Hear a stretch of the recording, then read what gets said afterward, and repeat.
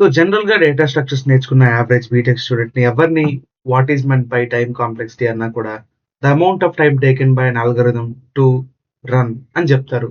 So but it is completely wrong answer. So ఈ data structures వీడియోలో మనం time complexity గురించి and also data structures basic data structures అంటే ఏంటి? Algorithms అంటే ఏంటి? ఇవన్నీ పర్ఫెక్ట్‌గా తెలుసుకుందాం without the mask of misconceptions. So to begin with what is a data structure? Data structures అంటే it is an arrangement of data so that they can be used efficiently in memory. So మనం రాసే programs codes అన్ని కూడాను data centric గా ఉంటుందన్నమాట. That means they are working on data. For example 2 numbers ని add చేసే program అంటే మనం ఇచ్చే 2 నెంబర్స్ ఇన్పుట్ అనేది అక్కడ డేటా అన్నమాట. So everything works only with data. So ఆ డేటాని మనం పర్ఫెక్ట్ గా కరెక్ట్ గా యూజ్ చేసుకోవాలంటే ఆ డేటాని కరెక్ట్ గా అరేంజ్ చేసుకోగలగాలి. సో ఆ డేటాని ఎఫిషియెంట్ గా అరేంజ్ చేసుకునే ఈ పద్ధతినే డేటా స్ట్రక్చర్స్ అంటారు. So now what is an algorithm? So algorithm అంటే sequence of steps on data to solve a given problem efficiently. Algorithm మనం కంప్యూటర్ సైన్స్ టెర్మినాలజీనే కాదు మామూలుగా కూడా తీసుకోవచ్చు. ఫర్ ఎగ్జాంపుల్ నేను ఒక చాయ్ ప్రిపేర్ చేయాలి. దానికి ఏంటి అల్గోరిథం?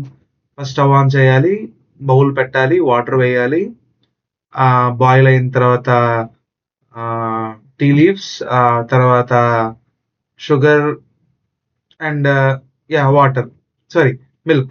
సో ఈ స్టెప్ బై స్టెప్ ప్రాసెస్ ఏదైతే చెప్పాను చూసారా, దీన్నే అల్గోరిథం అంటాం. ఇక్కడ మన ప్రాబ్లం ఏంటి? చాయ్ ప్రిపేర్ చేయడం. దాని సొల్యూషన్ కావాలంటే ఒక step by step process follow అవుతున్నాం. అలాగే మన కంప్యూటర్ సైన్స్ లో కూడాను ఇటువంటి ప్రాబ్లమ్ ని ఒక రియల్ వరల్డ్ సినారియోలో ఎంబెడ్ చేసి ఒక రియల్ వరల్డ్ సిచ్యువేషన్, రోహన్ ఇలా చేశాడు, రోహన్ కి మండే ఒక చాక్లెట్ తినాలనిపించింది, ట్యూస్డే 2 చాక్లెట్స్, వెన్స్డే 3. సో ఇలా సమ్ రియల్ వరల్డ్ స్టోరీ పెట్టి ఒక ప్రాబ్లం ఇస్తారు.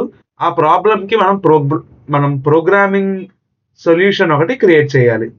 ఆ క్రియేట్ చేసే సొల్యూషన్ కి మనం వాడే స్టెప్ బై స్టెప్ అప్రోచ్ ని బేసిక్ గా అల్గోరిథం అంటాం.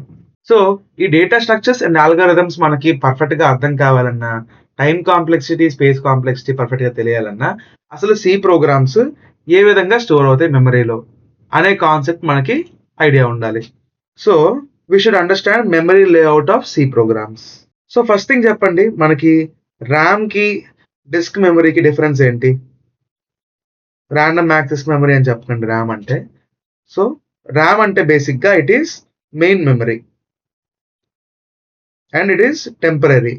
ఇట్ ఈస్ డిస్క్ మెమరీ అనేది secondary memory and it is permanent. So మనకి ర్యామ్ డిస్క్ మెమరీ రెండు అవసరం ఎందుకు ఉంటాయి? యాక్చువల్లీ డిస్క్ మెమరీ అనేది వెరీ హై ఇన్ అమౌంట్. అంత అమౌంట్ ఆఫ్ మెమరీ మనం డైరెక్ట్ గా సిపియుకి యాక్సెస్ చేయలేము. అంటే మన సిపియు అనేది డైరెక్ట్ గా మన హార్డ్ డిస్క్ కానీ ఎస్ఎస్డి కానీ యాక్సెస్ చేయదు. దెన్ మనకి మెమరీ ఏ విధంగా సిపియులో కంప్లీట్ అవుతుంది అంటే, ఫర్ ఎగ్జాంపుల్ నేను ఏదైనా ప్రోగ్రామ్ రన్ చేయాలనుకుంటున్నా లేదా ఏదైనా వీడియో ప్లే చేస్తూ ఉన్నా, ఆ వీడియో ఆర్ ఆ ప్రోగ్రామ్ అనేది నా మెయిన్ మెమరీలోకి టెంపరరీ మెమరీ నుంచి అంటే సెకండరీ మెమరీ నుంచి లోడ్ అవుతుంది అనమాట. నా ఎస్ఎస్డి నుంచి కానీ నా హార్డ్ డిస్క్ నుంచి కానీ మెయిన్ మెమరీ అంటే ర్యామ్ లోకి లోడ్ అవుతుంది. ర్యామ్ కి సిపియుకి డైరెక్ట్ కనెక్షన్ ఉంటుంది. So RAM has direct connection with CPU. So ఈ ర్యామ్ లోకి ఏంటంటే డిస్క్ హెచ్డిడి నుంచి కానీ ఎస్ఎస్డి నుంచి కానీ డేటా డిస్క్ నుంచి ర్యామ్ లోకి లోడ్ అయ్యి ర్యామ్ నుంచి సిపియు డైరెక్ట్ గా యాక్సెస్ చేసుకుంటుంది అనమాట. సో ఇప్పుడు మనం ప్రోగ్రామ్ స్టార్ట్ చేస్తే ఫస్ట్ ఏం జరగాలి?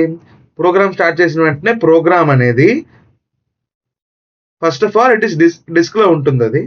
సో ఆ డిస్క్ లో ఉన్న ప్రోగ్రామ్ ఏం చేయాలి? ర్యామ్ లోకి లోడ్ అవ్వాలి. ర్యామ్ లోకి లోడ్ అయితే అప్పుడు CPU can access the program. ఇప్పుడు ఆ మెయిన్ మెమరీలోకి లోడ్ అయిన తర్వాత ఏ విధంగా స్టోర్ అవుతుంది మెయిన్ మెమరీలో, ఏ విధంగా ఆ ప్రోగ్రామ్ డివైడ్ అయ్యి ఏ పార్ట్ ఆఫ్ ది ప్రోగ్రామ్ ఏ విధంగా స్టోర్ అవుతుంది అనేది మెమరీ మేనేజ్మెంట్ మనం ఇప్పుడు తెలుసుకుందాం. ఫస్ట్ వచ్చేసి స్టాక్. డేటా స్ట్రక్చర్స్ లో మనం నేర్చుకుంటాం కదా స్టాక్స్, సేమ్ అదే స్టాక్ అనమాట. సో ఈ స్టాక్ ఏం చేస్తుందంటే మన ప్రోగ్రామ్ లో ఫంక్షన్స్ ఉంటాయి కదా, సో ఈ ఫంక్షన్స్ కి ఏవైతే మెమరీ తీసుకుంటుందో ఆ ఫంక్షన్స్ అనేవన్నీ కూడాను ఈ స్టాక్ లో స్టోర్ అవుతాయి. ఎందుకు ఫంక్షన్ స్టాక్ లోనే స్టోర్ అవ్వాలి, హీప్ లోన జనరల్ డైనమిక్ మెమరీ డేటా అంతా హీప్ లోనే ఎందుకు స్టోర్ అవ్వాలి అనేది మనం డేటా స్ట్రక్చర్స్ నేర్చుకున్నప్పుడు కరెక్ట్ గా తెలుసుకుందాం. సో హీప్ లో ఏం చెప్పాను, హీప్ లో డైనమిక్ మెమరీ.